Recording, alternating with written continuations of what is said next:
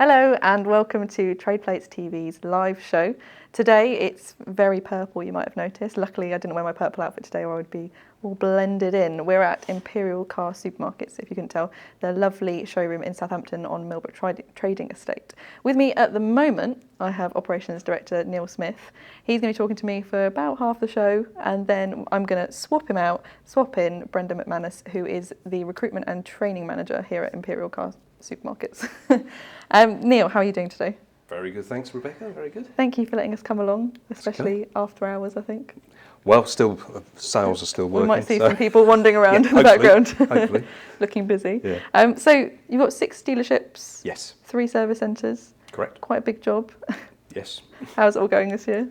Up and down. Yeah. It's going okay, but it's pretty volatile. Oh, I really? think 2 months up to Brexit, and then Brexit, it's, one day we'll sell a reasonable amount of cars, next day a lot of cars, next day not enough cars, so it's quite volatile. So quite a different compared to pre, right. Yeah. And what's the impact on your website to your dealership at the moment?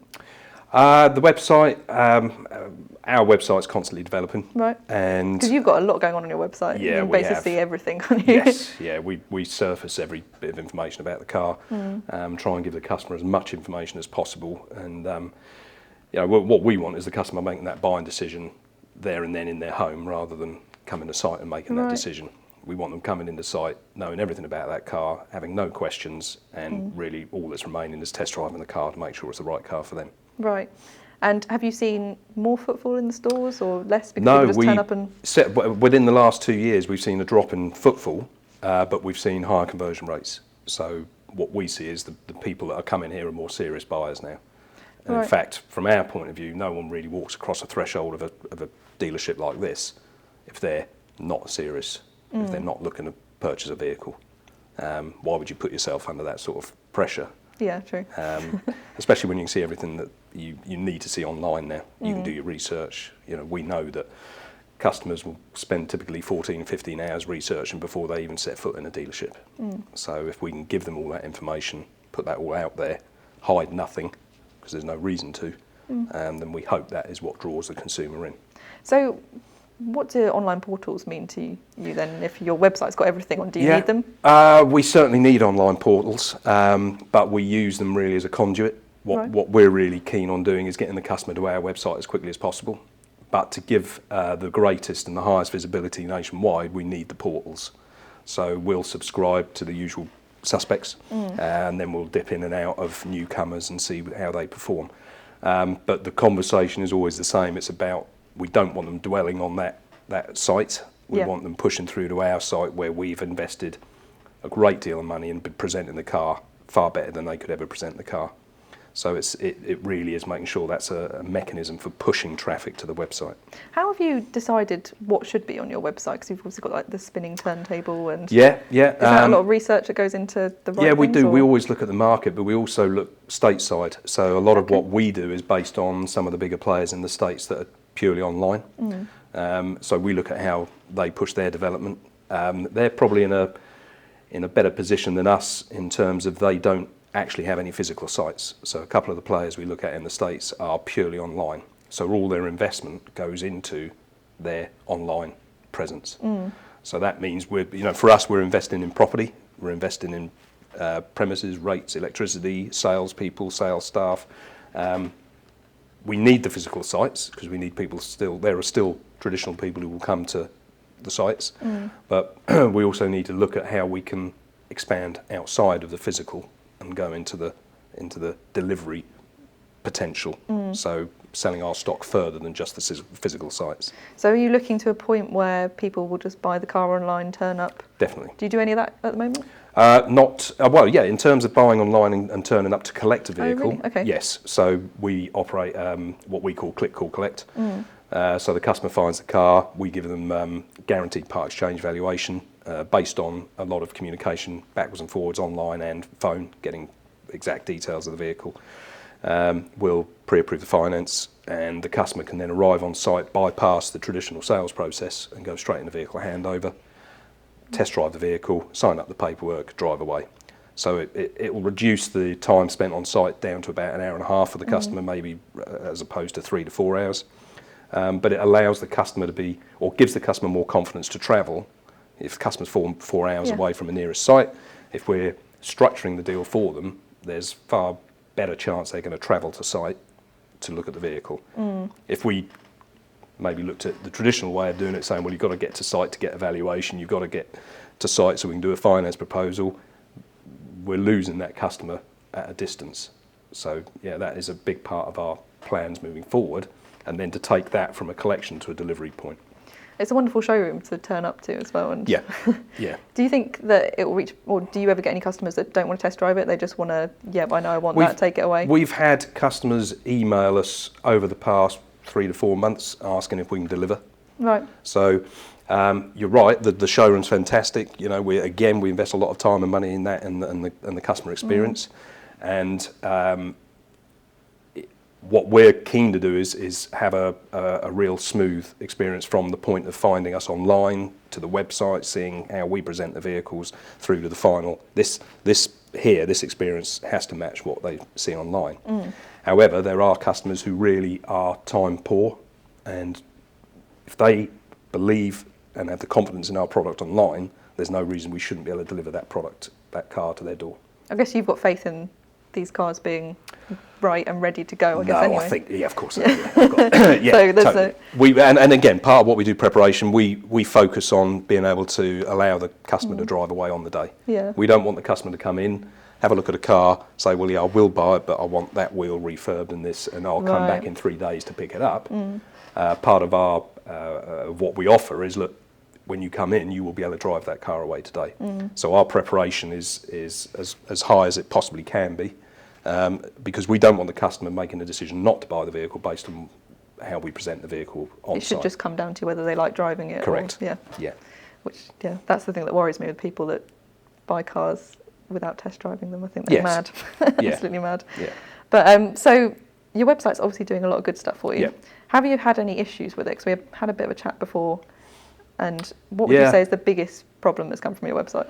I think it's not necessarily the website. It's more down to online generally. Yes, it's online, and the probably 2 years ago we had one of the worst years we had in terms of trying to combat online fraud, combat online reviews that were possibly not posted by real customers, blogs being put up against us. There was a lot of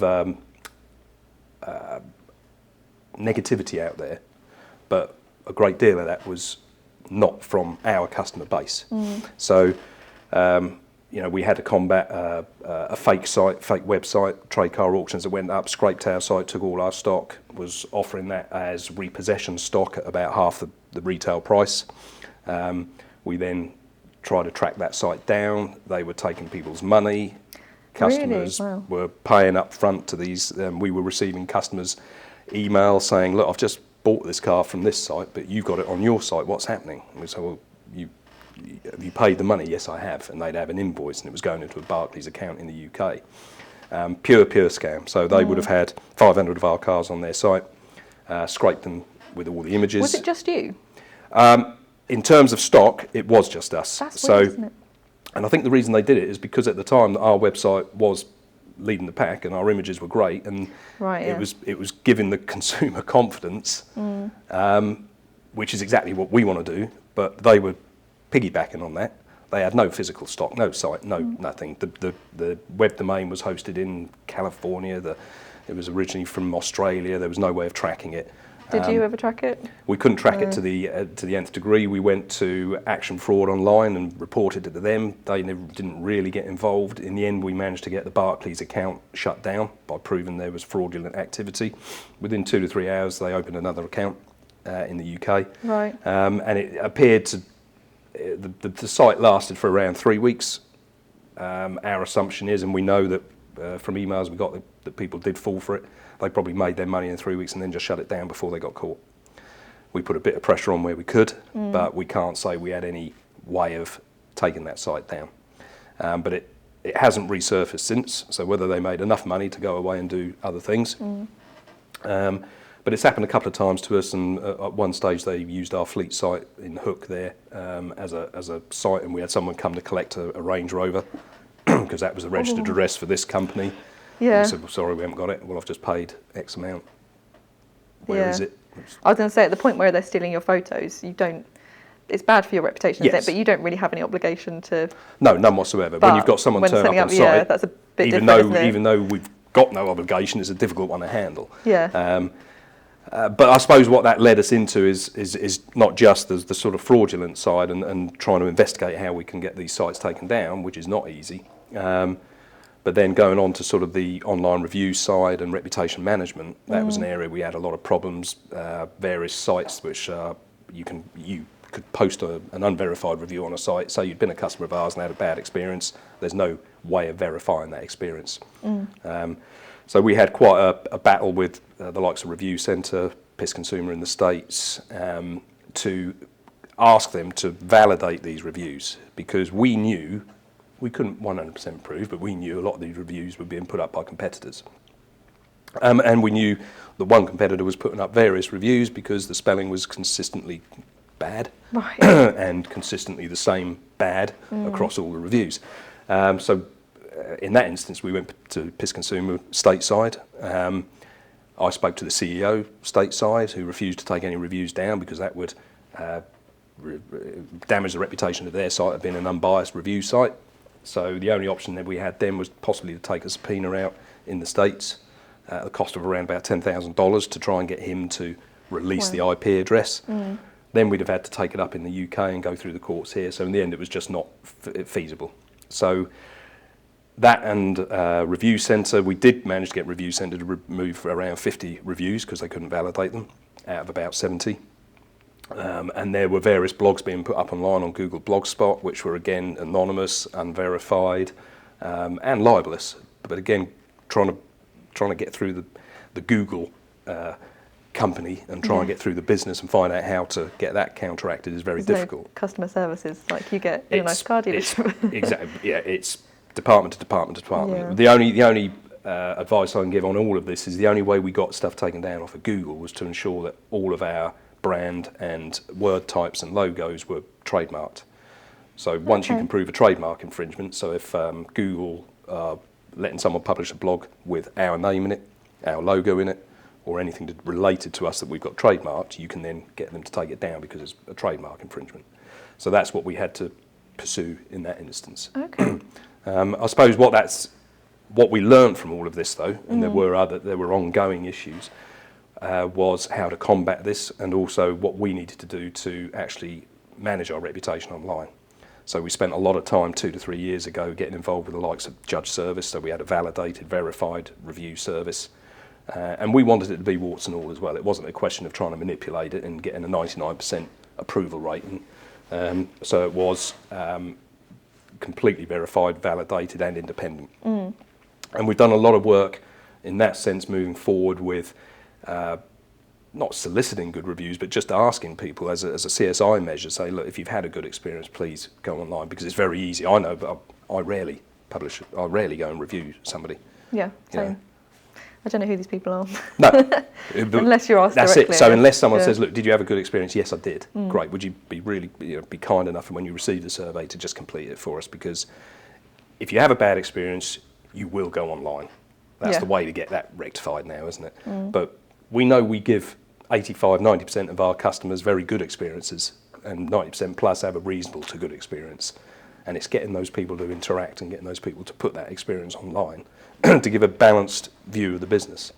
So we've done a lot of work in terms of motivating staff and looking at remunerating staff on the basis of CSI as well. So that, I'm sure Brendan will touch on that when he gets to talk later. Because for us now, it is about the buying experience, the customer's experience, and trying to make it as simple and enjoyable as possible, and try to get rid of the perception that most used car retailers still have, or customers have of used car retailers, which is, well, I'm going to go in there, I'm going to have a battle, I'm going to be pressured, I'm going to have to negotiate. We want to dispel that. That's not the way we operate. You know, we have a no negotiation policy because we are competitively priced day in, day out. Yeah. The way we manage our stock, the way we manage our pricing. And we make that clear. If a customer emails us or phones us, Had one Right, come that's through the on price. had one through on eBay yesterday. Are you Oh, open to silly offers? Well, No. no, because the reason you've looked at this car and you found this car and you're interested in the car is it's the right car for you, and it's obviously a competitive price. You know, you wouldn't be finding that Yeah. car otherwise. So we've put a lot of time and effort into that, and that's reaped its reward. You know, we're 4.5 stars on Google, we're 4.5 stars on FIFO, we're 4.5 stars on Judge Service. So That's fantastic. that's where we need to be. Do you put a lot of money, sort of different question, into things like pay-per-click to get people to your website as well? Yeah, definitely. Yeah. Yeah. Probably a third of my marketing budget now is spent on really? pay-per-click. Right. We've actually just switched agencies just to get a different view on it. And pay-per-click is a constant management. You know, you Right. have to constantly look at it, manage it day in, day out, tweak it, ensure you're getting the best bid prices, changing campaigns, looking at campaigns, tweaking campaigns, being a bit more strategic sometimes. But yeah, pay-per-click for us, if you're looking at where it ranks, it's pretty much in line with what Auto Trader can deliver us. Right. But it's complementary at the moment. You know, ideally, in an ideal world, I'd like to have all traffic pushed to the site by pay-per-click. I'm more in control of that, Yeah. Yeah. and you know, I know I can control that budget. It's more definable. It's more accurate. You can assess your return on investment better. So yeah, ideally, in a perfect world, if we had PPC and SEO pushing all traffic to our website, That'd be then fantastic. I wouldn't then need the portals. But right now, you know, what we get from the portals is good. We monitor it. We look at return on investment, and if a portal's not returning, then we don't progress with it. What are your thoughts on the new portals coming out? Because we had Car Gurus on the show a few weeks Right. ago, and obviously Auto Volo have released their new Yeah. 1,000 Voices thing. What are your thoughts on? I think, for me, probably the most exciting one is Car Gurus. What they've managed to achieve in the States, coming from nowhere to second in a period of very few years. Their model is very interesting. I think there's a lot of work they've got to do in terms of how they come to their best price metric. And we've met with Car Gurus. We met with a couple of guys from the States probably about 4 or 5 weeks ago, Right. just to try and understand how their model works. They seem to be gaining some traction. You know, we've done a couple of trial campaigns with us, and it's quite interesting to see something a little bit different in the market. I think Auto Volo, Car Snip, potential, we're watching it, but they are still quite me too in terms of how, when you relate that to Motors and Auto Trader and AA and RAC, I think for us, Car Gurus is the one to watch. And really it's just looking at how we negotiate the rates we need to get involved and see where we go with it. Okay, well, so exciting and interesting stuff for the future. Yes. We are going to take a short break now. Thank you Okay. very much, Neil, because No we won't problem. see you again. But we'll have Brendan on after this very short break with the news show. So if you haven't seen the news show, enjoy. Welcome to the Trade Plates TV news show, your roundup of the latest motor trade news. Today on the show, I'll be talking about Vauxhall's inadequate response to Zafira fires and a month of record-breaking sales. I'll also be speaking to Martin's Group VW Director about their latest renovations. First though, Arnold Clark's new Hyundai showroom in Glasgow has become the largest in the UK. The sales and service centre spans 857 square metres and will display more than 170 cars, both new and used. Vauxhall has revealed that it first recorded a Zafira bursting into flames 7 years ago in 2009 due to a problem with its heating and ventilation system. It wasn't until last year though that the manufacturer contacted owners about the problem. Vauxhall Customer Service Director Peter Hope reported this to the Commons Transport Select Committee, and member Stuart Malcolm MacDonald called it wholly inadequate. AA Cars have reported that used EV stock levels have increased by more than 600% on its used car portal since 2014. Second-hand electric vehicles were at their highest ever level in June, while turnover increased by 14% compared to the same month in 2014. Infiniti and Jeep have both reported best ever sales in June. Jeep achieved a record-breaking month for sales in Europe, the Middle East and Africa, selling 12,300 cars. Infiniti proudly announced that its sales were up 177% in the first half of this year, while sales in July alone were up 154%. Autovolo has launched a revolutionary new partnership scheme, which will offer dealers the opportunity to become a shareholder and have a voice in the industry. Autovolo will make a 20% stake of its total business available to the car dealer community, which will have a dealer panel and elected representative who will regularly meet the Autovolo management team to discuss and analyse progress.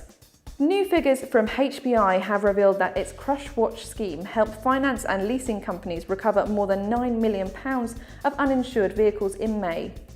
This means uninsured vehicles which would have been sold at auction or were still scrapped are reunited with their legitimate owners. A total of £65 million of vehicles which had been seized for being driven without valid insurance were flagged up to the finance and leasing companies who legally owned them during 2015. Martins Group has started work on the redevelopment of its Volkswagen site in Camberley. I spoke with Andrew Railton, VW Director for the group, to find out more. Yes, we're just redeveloping the sales showroom. We're building a 10-car showroom on the corner of the site that will be road facing to bring it in line with the new Volkswagen retail standards, so it will be a nicer place for our customers to be able to come. Is this an exciting development for you? Me personally, yes, very much so. I used to run Camberley as a site independently, so I'm very much looking forward to it being completed and seeing that new showroom. I think it will make quite the impact within Camberley and on the A30 where it's based. BCA has announced the purchase of Paragon Automotive Limited this week for £105 million. It says the deal is an important step in the progression of its strategy to be able to provide a one-stop shop for the handling of vehicles throughout their life cycle. Finally, the next GTR could help teach you how to drive better and faster, featuring autonomous driving technology. Last week, Nissan announced it will be rolling out its own self-driving cars. Read our exclusive interview with the brand's Vice President of Product Planning by clicking here now. Don't forget to subscribe to our channel or head over to tradeplates.tv now to watch more videos. See you again next week.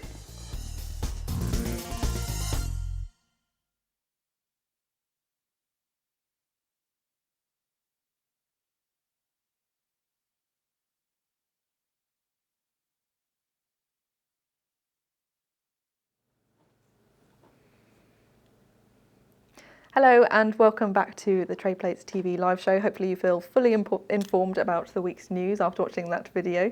I've got Brendan McManus with me now. He is training and recruitment, or recruitment and training, I'm not quite sure. Just had a discussion about that through the break. Manager here at Imperial Cars. And Neil's still in the background, as you probably heard him just laughing, watching on the screens. So Brendan, tell me a bit about your role. Well, I do the training and recruitment for Imperial Car Sales. We heavily recruit. We're probably very few in our industry that actively look for people with non-car sales experience. Right. To a degree, we do like a blank canvas, and we can mould our sales team to fit our needs. Are there any sort of industries that work well that people come over for? Do you try and get them fresh straight out of college? We do actively look for some people for people with some degree of a sales background. Telecom sales, phone sales are particularly good. Those kind of people that can talk. People with a retail sense, if you know what I mean. Yeah. But people can talk and converse with people. Yeah, absolutely. So Neil mentioned before the break that you've recently changed your sales process in February, I think. Yes. What have you brought in? To be a little bit more relaxed and less rigid, and pretty much respond to the way the customer wanted to move through the process.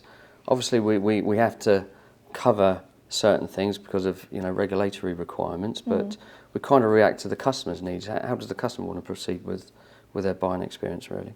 And how was that a reaction to the bad reviews? Is this that brought in trying to smooth out the process, or? To a degree, but and also feedback from us, from staff members. Right, okay. In this day and age, people do want to be a little bit more flexible and react to customers' needs. So yeah. So how have you found that?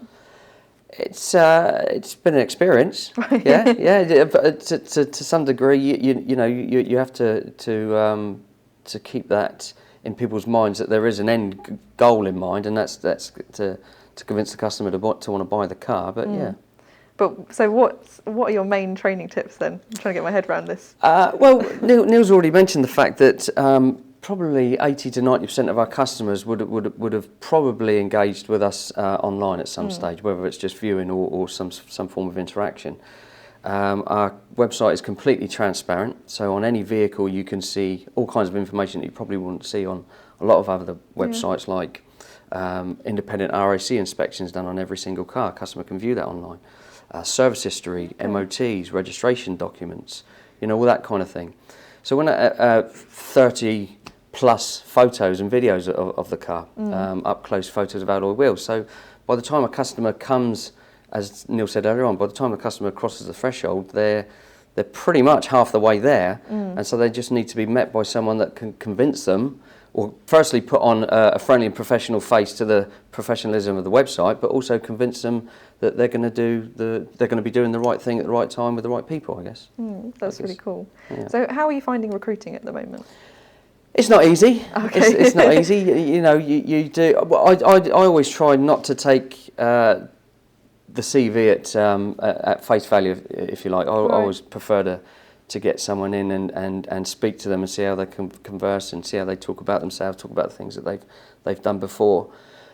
By far and away, sometimes the biggest successes we've had out there amongst our sales team are people that you probably, looking at on paper, wouldn't think would ever have a career in this game, and they just totally proved us wrong. Can you tell us any of the people or what they did before? Names career progression is quite big with us. We have a culture of career progression. We very rarely advertise for senior roles, because if we do, to a degree, I guess I haven't been doing my job properly because we haven't trained people enough to get to the stage where they can progress to higher levels.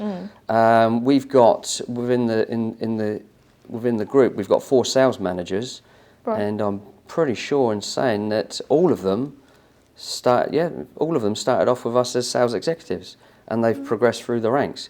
The group general sales manager, he actually started off in our contact centre when we just had one site, and he's progressed through the ranks himself. So yeah, there is a culture of.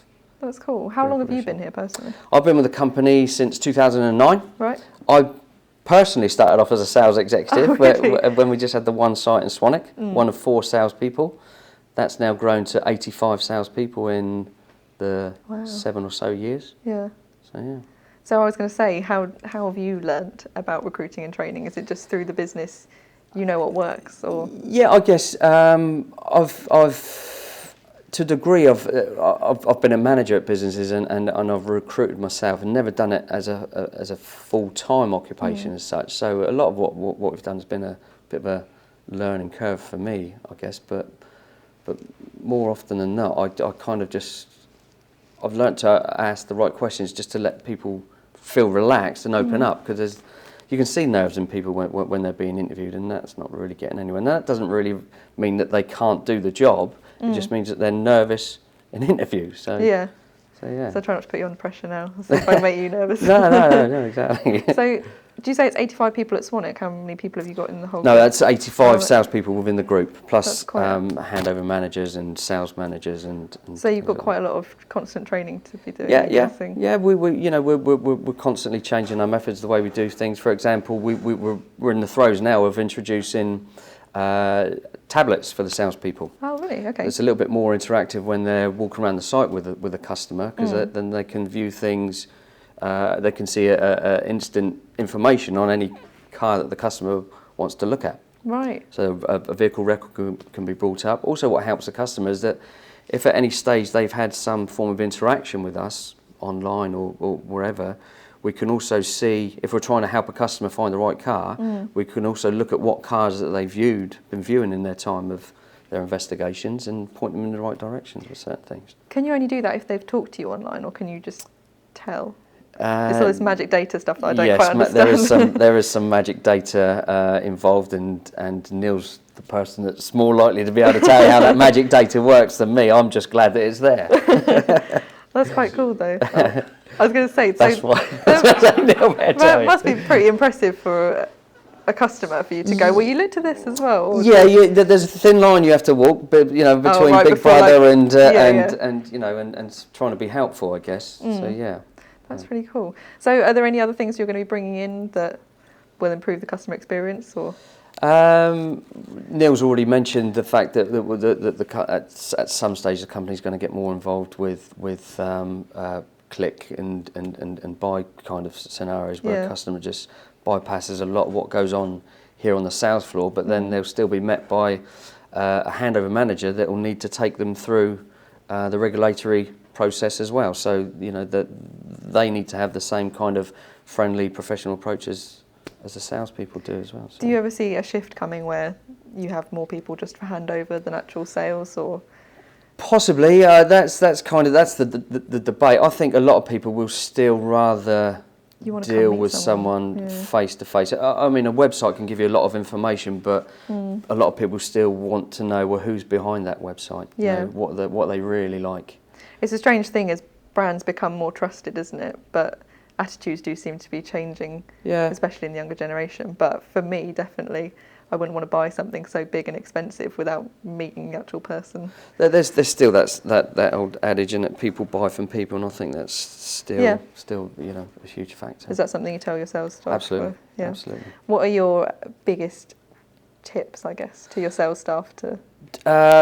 Be genuine. Yeah. Above and beyond everything else, it's about being genuine. And as I said, a lot of people that come in looking for cars, chances are they're looking at one or two cars, or they've narrowed their search down to one or two cars, and chances are they will know more about that one car that they've come to see here than perhaps a salesperson will know, because they've got to keep their mind on 400 cars. Yeah, the customer's just narrowed it down to one. So they kind of obviously got to listen, but be genuine, be friendly, be professional, helpful. And that's the key, really. And being able to build rapport. Yeah. And have a conversation with people from all kinds of backgrounds and all kinds of. Do you get a lot of repeat customers? Absolutely. Huge element to our business is both repeat and referral business. Right. Okay. It's the fact that we're quite big on CSI, customer satisfaction. Neil's already spoken to a degree about judge services, and it's one of the reasons we, as Neil said, that we do reward our salespeople heavily on the back of a good customer satisfaction score, if you like. Is that a bit of a sales pitch to anyone that wants to come work for you? Well, no, it actually does had a big element to their pay package, because that's important nowadays. Word of mouth, especially as Neil said, people can go online and reach so many people now with just their comments. And this is a proper on the spot numbers question, so you can say no. But do you know how many people come into the store and actually end up leaving with a car?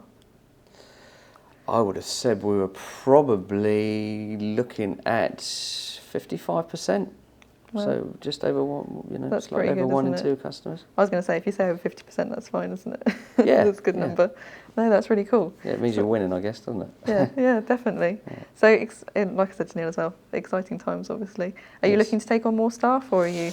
We're always looking for good people. I used to work in telephone sales, so can I have a job? It sounds like it's a good deal. Yeah, absolutely. Okay. As I said, I'm not interested in a CV. We'll go into the office and have a chat after this. See. All right, thank you very much for joining us today, Brendan. No problem. That's really, really interesting. I called you Brandon then as well, because I was told earlier not to. Not to, and you did. I think you deliberately placed that in your mind. Sorry. Thank you, Brendan, no problem. Who is Training and Recruitment Manager here at Imperial Cars. Thank you to Neil as well for joining us today. It was very, very interesting to hear from both of them. We are going to be back next Tuesday with a pre-recorded show, which is about car dealer power, which is on Thursday night, and I'm very excited about. So excited I can remember what day it's on. And then on the 9th of August we're coming up to, we are going to have Dash Gupta from Marshall Motors on the show, and Logistics will be back as well. So make sure you join us then. Thank you for joining us today, and hopefully if you're catching up, you enjoyed watching it too. We will see you soon.